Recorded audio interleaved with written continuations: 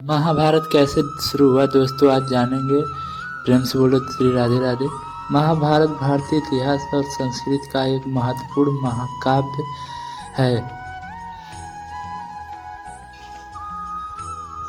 जो एक विराट युद्ध और उसके पीछे की दार्शनिक, धार्मिक और नैतिक समस्याओं पर आधारित है। इसकी शुरुआत कई घटनाओं के क्रम से होती है जिसमें शक्ति, धर्म और कर्तव्य की लड़ाई प्रमुख होती है। महाभारत की कथा की शुरुआत भारत के एक महान सम्राट भरत के वंश से मानी जाती है, जिनके कुरु और पांडव वंश आगे बढ़ते हैं। यह महाकाव्य विशेष रूप से कौरवों और पांडवों के बीच हुए युद्ध और उसमें भगवान श्री कृष्ण की प्रमुख भूमिका के कारण प्रसिद्ध हुआ है। हस्तिनापुर का राजवंश। हस्तिनापुर के बारे में जानेंगे।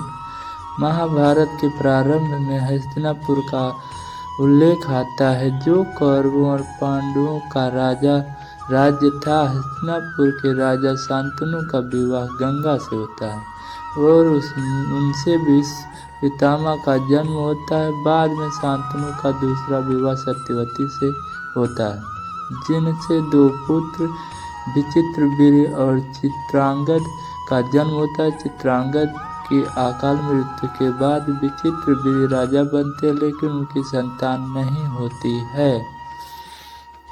उनकी कोई संतान नहीं होती है दोस्तों।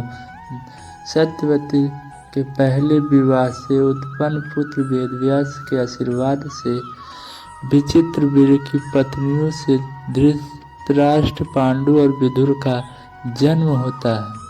धृतराष्ट्र अंधे होने के कारण राजा नहीं बन पाते और पांडु को राजा बनाया जाता है। पांडु के शासन में राज्य और समृद्धि की ओर बढ़ता है, लेकिन एक श्राप के कारण पांडु राज्य छोड़कर वन में चले जाते हैं, जहां उनकी मृत्यु हो जाती है। इसके बाद धृतराष्ट्र हस्तिनापुर के राजा बनते हैं। कौरव और पांडवों की प्रतिस्पर्धा। धृतराष्ट्र के 100 पुत्र होते हैं, जिन्हें कौरव कहा जाता है, और पांडु के 5 पुत्र होते हैं, जिन्हें पांडव कहा जाता है। युधिष्ठिर, भीम, अर्जुन, नकुल और सहदेव पांडव के प्रमुख थे। कौरवों का यह सबसे बड़ा पुत्र दुर्योधन था। दुर्योधन और उसके भाइयों को पांडवों से अत्यधिक जलन थी, क्योंकि पांडव धर्म और गुणों में श्रेष्ठ थे। दुर्योधन विशेष रूप से अर्जुन और भीम से ईर्ष्या करता था और वह पांडवों को हर हाल में समाप्त करना चाहता। दुर्योधन की यह जलन समय के साथ बढ़ती चली जाती है और पांडव पर षड्यंत्र करने लगता है कि कैसे पांडवों को समाप्त किया जाए।